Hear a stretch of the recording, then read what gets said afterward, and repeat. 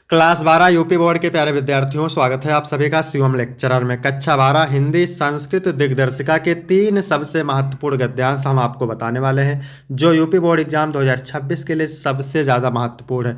मेरे प्यारे बच्चों, जो गद्यांश हम आपको बताने वाले हैं हर साल बोर्ड एग्जाम में पूछे जाते हैं और इस बार बोर्ड एग्जाम 2026 में भी पूछे जाएंगे। तो आप लोग वीडियो को पूरा अंत तक देखिएगा। यदि आप वीडियो को पूरा अंत तक देखते हैं तो आपके 7 अंक बिल्कुल पक्के हो जाएंगे। जी हाँ, और 2026 बोर्ड में 100% यही गद्यांश पूछे जाएंगे। तो सभी लोग वीडियो को लाइक करेंगे, चैनल पर नए होंगे चैनल को सब्सक्राइब करेंगे, शेयर करेंगे। चलिए वीडियो को शुरू करते हैं। महत्वपूर्ण गद्यांश मेरे प्यारे बच्चों, पहला महत्वपूर्ण गद्यांश है, ठीक है। ये जो गद्यांश है हर साल पूछा जाता है, तो चलिए इसको पढ़ते हैं। महामना विद्वान वक्ता धार्मिको नेता पटु पत्रकार चासीत। महामना विद्वान वक्ता धर्मात्मा नेता और पटु माने चतुर, पत्रकार माने पत्रकार, आसीत माने थे। महामना विद्वान वक्ता धर्मात्मा नेता और चतुर पत्रकार थे। परमस्य सर्वोच्च गुणा जन सेवो आसीत। इनका अस्य माने इनका, परम सर्वोच्च गुणा माने सर्वोच्च गुण, जनसेवा आसीत माने था। इनका सर्वोच्च गुण जनसेवा ही था। इनका सर्वोच्च गुण जनसेवा ही था। यत्र कुत्रापि, अयम अयम माने ए, यत्र माने जहाँ, कुत्रापि माने कहीं, जनान माने लोगों को, दुखितान माने दुखी, पीड़े मनांस माने पीड़ित, पश्यत माने देखते थे। ये जहाँ कहीं भी लोगों को दुखी और पीड़ित देखते थे। ये जहाँ कहीं भी लोगों को दुखी और पीड़ित देखते थे। तत्रयो सा, ठीक है, तत्रयो माने वहीं, सा माने वह, शीघ्र यो माने शीघ्र, उपस्थिता माने उपस्थित होकर के, सर्वविधम माने सभी प्रकार के, सहायता माने सहायता, आक्रोध माने करते थे। ये जहाँ कहीं भी लोगों को दुखी और पीड़ित देखते थे वहीं शीघ्र उपस्थित होकर के सहायता करते थे। वहीं शीघ्र उपस्थित होकर के सभी प्रकार से सहायता करते थे। प्राणी सेवा अस्य स्वभाव एवं आसीत। प्राणियों की सेवा अस्य माने इनका, स्वभाव माने स्वभाव, एवं आसीत माने स्वभाव था। प्राणियों की सेवा करना इनका स्वभाव था। अध्य अस्माकम, अध्य अस्माकम माने क्या होता है? अध्य अस्माकम, आज हमारे मध्य, मध्य माने मध्य, आद्य माने आज, अस्माकम माने हमारे, मध्य माने मध्य, अनुपस्थितो माने अनुपस्थित होते हुए भी, अपि माने भी, महामना माने महामना, मालवीय माने महामना मालवीय जी, सोयस माने अपने, सोय माने अपने, यश माने यश से, अपने यश से, अमूर्त रूपेण माने अप्रत्यक्ष रूप से, प्रकाशम माने प्रकाश, वितरण माने बिखेरते हुए, प्रकाश बिखेरते हुए, तथा अंधे तमस घोर अंधकार में, निमग्नान माने डूबे हुए, जनान माने लोगों को, डूबे हुए लोगों को, सन्मार्ग माने सन्मार्ग, दर्शयन माने दिखाते हुए, स्थाने स्थाने माने स्थान स्थान पर, और जने जने माने जन जन में, उपस्थिता यो माने उपस्थित हैं, जन जन में उपस्थित हैं, अर्थात सभी के हृदय में विद्यमान हैं। तो एक बार इसका अर्थ फिर से देखते हैं मेरे प्यारे बच्चों। महामना विद्वान वक्ता धर्मात्मा नेता और चतुर पत्रकार थे।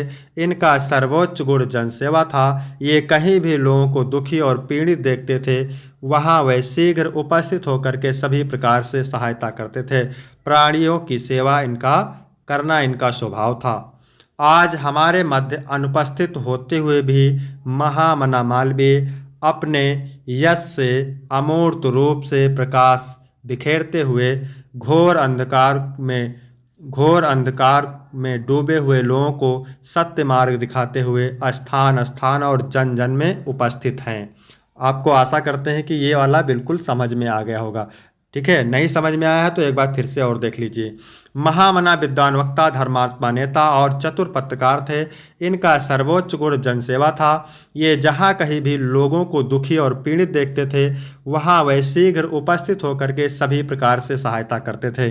प्राणियों की सेवा इनका स्वभाव था। प्राणियों की सेवा इनका स्वभाव था।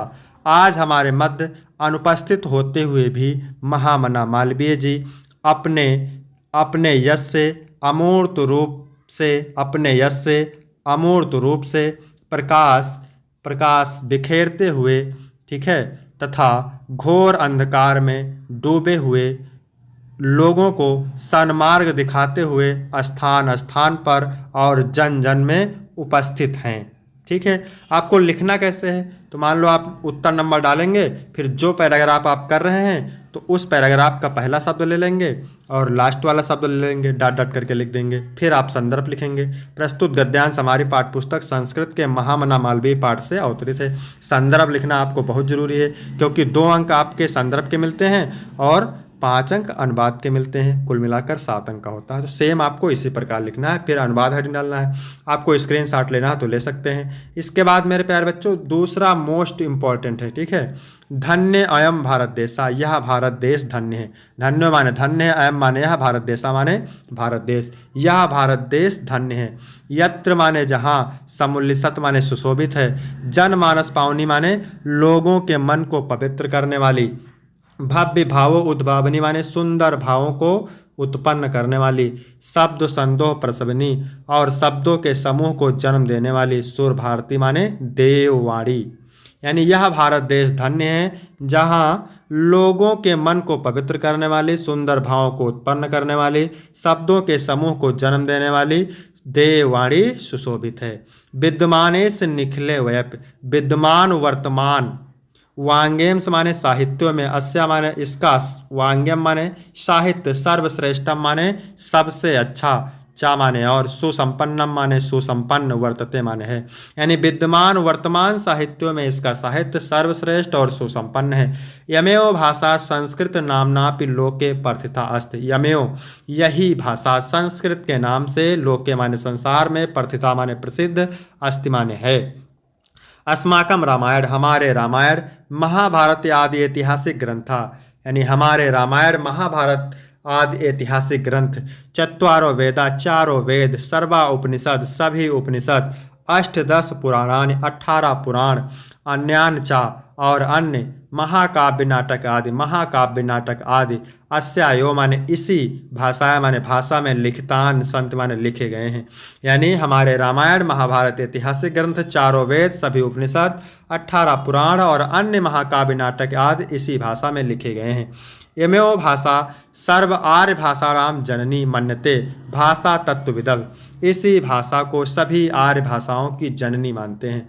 इसी भाषा को सभी आर्य भाषाओं की जननी मानते हैं। भाषा तत्वविदव, और इसी भाषा को वैज्ञानिकों की भाषा भी मानते हैं। संस्कृतस्य गौरवम, संस्कृत का गौरव, बहुविध ज्ञानम श्रुतम, अनेक प्रकार के ज्ञान का आश्रय, चा माने और, व्यापकत्व माने व्यापकता, ना कश्याप दृष्टेर विषया, किसी भी दृष्टि से छिपी नहीं है। संस्कृत का गौरव, अनेक प्रकार के ज्ञान का आश्रय और उसकी व्यापकता किसी भी दृष्टि से छिपी नहीं है। संस्कृत के गौरव को ध्यान में रखते हुए आचार्य परवर दंडी ने, सम्यक माने ठीक, उक्त माने कहा है। संस्कृत के गौरव को ध्यान में रखते हुए आचार्य परवर दंडी ने ठीक ही कहा है। संस्कृतम नाम देवी वाक्यांता महर्षि भी, यानी संस्कृत को महर्षियों द्वारा देववाणी कहा गया है। संस्कृत भाषा को महर्षियों द्वारा देववाणी कहा गया है। अब यहाँ पर एक बार फिर से देख लेते हैं इसका अर्थ। यह भारत देश धन्य है जहाँ लोगों के मन को पवित्र करने वाली, सुंदर भावों को उत्पन्न करने वाली, शब्दों के समूह को जन्म देने वाली देववाणी सुशोभित है।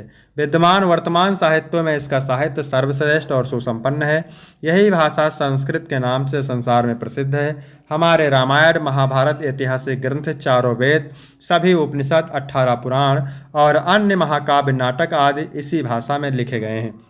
यह भाषा सभी आर्य भाषाओं की जननी है और इसी भाषा को वैज्ञानिकों की भाषा मानते हैं। संस्कृत के गौरव को और संस्कृत का गौरव और अनेक प्रकार के ज्ञान का आश्रय और उसकी व्यापकता किसी भी दृष्टि से छिपी नहीं है। संस्कृत के गौरव को ध्यान में रखते हुए आचार्य परवर दंडी ने ठीक ही कहा है कि देववाणी, यानी संस्कृत भाषा को देववाणी कहा गया है महर्षियों द्वारा। संस्कृत भाषा को महर्षियों द्वारा देववाणी कहा गया है। कैसे लिखना है मेरे प्यारे बच्चों, ठीक है, तो आपको पहला शब्द लिखना है, फिर डॉट डॉट कर देना है, फिर लास्ट वाला शब्द ले लेना है, फिर संदर्भ लिखना है इसका। प्रस्तुत गद्यांश हमारी पाठ्यपुस्तक संस्कृत के संस्कृत भाषा महत्तम नामक पाठ से अवतरित है, फिर आपको अनुवाद लिख देना है। ठीक है, यही है सही लिखने का तरीका।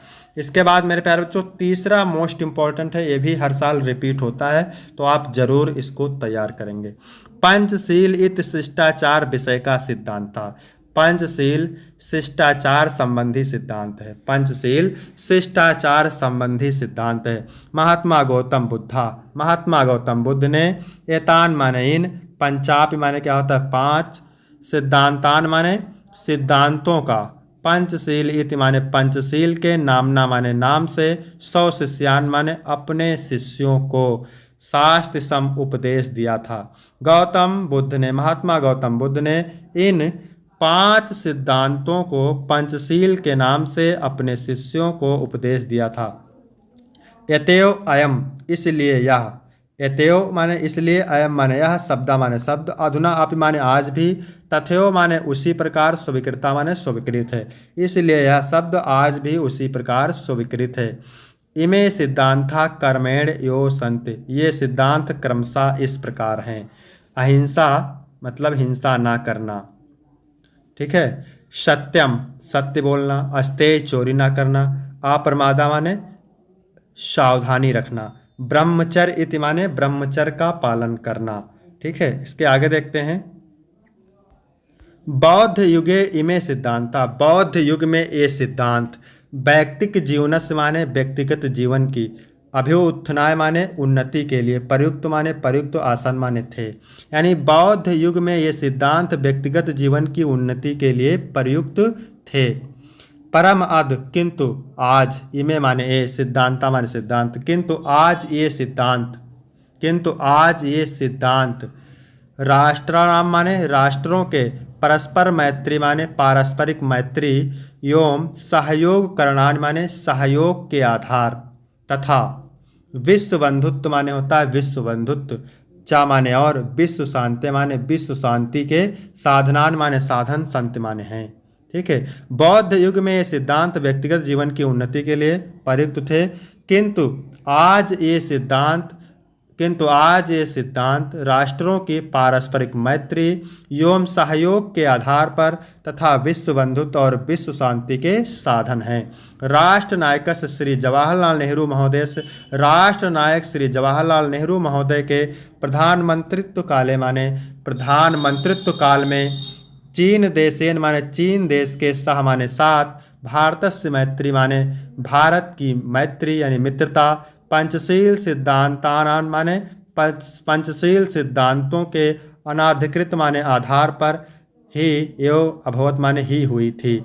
यानी राष्ट्र नायक श्री जवाहरलाल नेहरू महोदय के प्रधानमंत्री काल में चीन देश के साथ भारत की मित्रता पंचशील सिद्धांत के आधार पर हुई थी। यतो ही क्योंकि उभावपि माने दोनों, देशों माने देश, बौद्ध धर्म माने बौद्ध धर्म में निष्ठावंतों माने आस्था रखते थे, क्योंकि दोनों ही देश बौद्ध धर्म में आस्था रखते थे।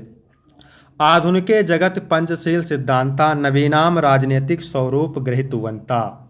ठीक है, आधुनिक जगत माने आधुनिक विश्व में पंचशील सिद्धांता माने पंचशील सिद्धांत ने नवीनम माने नया, राजनैतिकम माने राजनीतिक, स्वरूपम माने स्वरूप, ग्रहितवंता माने ग्रहण कर लिया है। क्योंकि आधुनिक विश्व में पंचशील सिद्धांत ने नया राजनीतिक स्वरूप ग्रहण कर लिया है।